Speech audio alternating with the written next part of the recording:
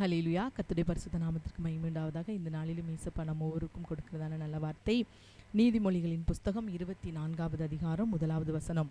பொல்லாத மனுஷர் மேல் பொறாமை கொள்ளாதே, அவர்களோடே இருக்கவும் விரும்பாதே. ஆமேன். பொல்லாத மனுஷர்கள் மேல பொறாமப்படாதீங்க, அவங்களோட இருக்க விரும்பாதீங்க என்று சொல்லி நம்ம வேதத்தில் பார்க்கிறோம். பொல்லாத மனுஷர்கள், நீங்க ஒருவேளை நினைக்கலாம், என்னை சுற்றி பொல்லாதவங்களா இருக்காங்க, அவங்களாம் நல்லா இருக்காங்களே, எவ்வளவு பொய், எவ்வளோ புரட்டுலாம் செய்கிறாங்க, எவ்வளவு தவறான காரியத்தை செய்கிறாங்க, இங்கே ஒன்று பேசி அங்கே ஒன்று பேசுகிறாங்க, ஆனாலும் மனுஷர்கள் அவங்கள தானே நல்லவங்கன்னு சொல்கிறாங்க, பொல்லாதவங்களாக இருக்கிறாங்களே அப்படின்னு சொல்லி நீங்கள் என்ன செய்யாதீங்க, அவங்க மேலே பொறாமைப்படாதீங்க, அப்படி சொல்லாதீங்க, அவர்களோட இருக்க விரும்பாதீங்க. அப்போ அவங்கள நீங்கள் பார்க்காதீங்கன்னு ஏசப்பா சொல்கிறார்.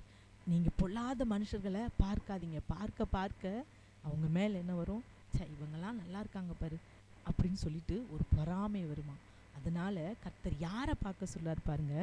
சங்கீதம் 37:37 நீ உத்தமனை நோக்கி செம்மையானவனை பார்த்திரு, அந்த மனுஷனுடைய முடிவு சமாதானம். ஆமே. நீ உத்தமனை நோக்கி பார், நீ பொல்லாத மனுஷனை பார்க்காத, நீ உத்தமனை நோக்கி பார், செம்மையானவனை பார்த்திரு, அந்த மனுஷனுடைய முடிவு சமாதானம். ஆனால் பொல்லாத மனுஷர்கள் எப்படி இருப்பாங்களாம், 37:35 கொடிய பலவந்தமான ஒரு துன்மார்க்கனை கண்டேன், அவன் தனக்கேற்ற நிலத்தில் முளைக்கிற பச்சை மரத்தை போல தலைத்தவனாக இருந்தான். பொல்லாதவர்கள் இப்போ தலைத்தவர்களாக இருப்பாங்க, ஆனால் அவர்களுடைய முடிவு எப்படி இருக்கும், சமாதானமாக இருக்காது, அது ஒரு சமாதானம் இல்லாத முடிவாக இருக்கும். ஆனால் உத்தமனை நீ நோக்கி பார்த்திரு, அந்த மனுஷனுடைய முடிவு சமாதானம் என்று பார்க்கிறோம். நீதிமான்களுடைய ரட்சிப்பு கர்த்தரால் வரும், இக்கட்டு காலத்தில் அவரே அவர்கள் அடைக்கலம். அப்போ இன்னைக்கு நாம கர்த்தருக்காக என்ன செய்யணும், பொறுமையோடு காத்திருக்கணும். பொறுமையோடு காத்திருப்போம் என்றால் பயங்கரமான குழியிலும் விளையான சேற்றிலும் இருந்து என்னை தூக்கி எடுத்து என் கால்களை கண்மலையின் மேல் நிறுத்தி என் அடிகளை உறுதிப்படுத்தி அவரை துதிக்கும் புதுப்பாட்டை நாம் வாயில் கொடுப்பார். நாம் எப்போ துன்மார்க்கனை பார்க்கக்கூடாது, கர்த்தரை நாம் பார்க்க வேண்டும். நீதிமொழிகள் 24:1 பொல்லாத மனுஷர் மேல் பொறாமை கொள்ளாதே என்று பார்க்கிறோம். நீதிமொழிகள் 24:1 பொல்லாத மனுஷர் மேல் பொறாமை கொள்ளாதே, நீ பொல்லாத மனுஷர்களை பார்க்காத, நீ கர்த்தரை நோக்கி கர்த்தருக்கு காத்திரு.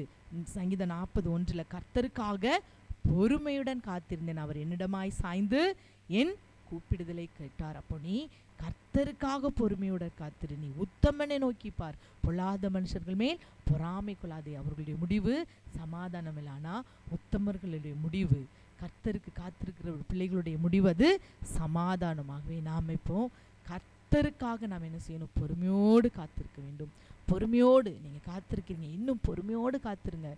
துரிதமாய் அவசரமா ஐயோ நான் இது தேடுறேன், ஆசீர்வாதத்தை நான் விரும்புகிறேன்னா கிடைக்கலையே என்று சொல்லி நீங்கள் அவசரப்படாதீங்க. கர்த்தருக்காக பொறுமையோடு காத்திருங்க. அந்த பொறுமையோடு கர்த்தருக்கு காத்திருக்கிற நேரத்தில் இந்த பொல்லாத மனுஷர்களை பார்த்து என்ன செய்யாதீங்க, பொறாமை கொள்ளாதீங்க, அவர்களை அந்த மனுஷர்களை நோக்கி பார்க்காதீங்க. உத்தமனை நோக்கி செம்மையானவனை பார்த்து அவங்க முடிவை பார்த்து கர்த்தருக்காக பொறுமையோடு காத்திருங்க. அப்போது அவர் உங்களிடமாய் என்னிடமாய் சாய்ந்து என் கூப்பிடுதலை கேட்டார். அவர் கர்த்தருக்காக பொறுமையோடு காத்திருக்கும் போது நீதிமானை பார்த்து செம்மையானவனை பார்த்து அவர்களுடைய முடிவை பார்த்து பொறுமையோடு காத்திருக்கும் போது துன்மார்க்கரை பார்த்து பொறாமை கொள்ளாதபடி, ஐயோ அவங்க நல்லா இருக்காங்களே நான் இப்படி கஷ்டப்படுறேன்னு சொல்லி பொறாமை கொள்ளாதபடி நாம் கர்த்தருடைய பிள்ளைகளை பார்த்து நாம் பொறுமையோடு பொறாமை இல்லாதபடி, அதுதான் ஏசப்பா சொல்றாங்க பாருங்க, பொல்லாத மனுஷன் மேல் பொறாமை கொள்ளாதே, ஆனா கர்த்தருக்காக பொறுமையோடு காத்திரு. அப்போ அவர் உன் கூப்பிடுதலை கேட்டு உன்னிடமாய் சாய்வார், பயங்கரமான குழியிலும் முளையான சேற்றிலும் இருந்து உன்னை தூக்கி எடுத்து உன் காலை கண்மலையின் மேல் நிறுத்தி உன் அருதிகளை உறுதிப்படுத்தி தேவனை துதிக்கும் புது பாட்டை உங்கள் வாயில் கொடுப்பார். ஆமேன். விசுவாசிங்க, கட்டாயம் விசுவாசிக்கிற பிள்ளைகளுக்கு எல்லாம் கூடும்.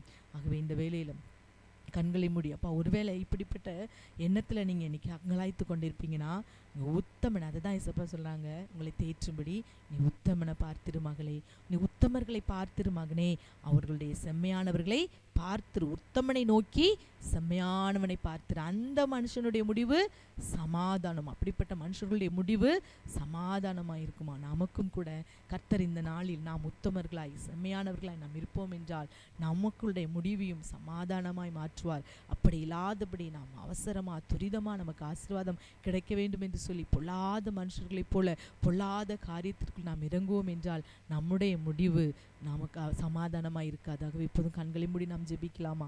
இயேசுவே உம்மை ஸ்தோத்திரிக்கிறோம் அப்பா. கர்த்தருக்காக பொறுமையோடு காத்திரு.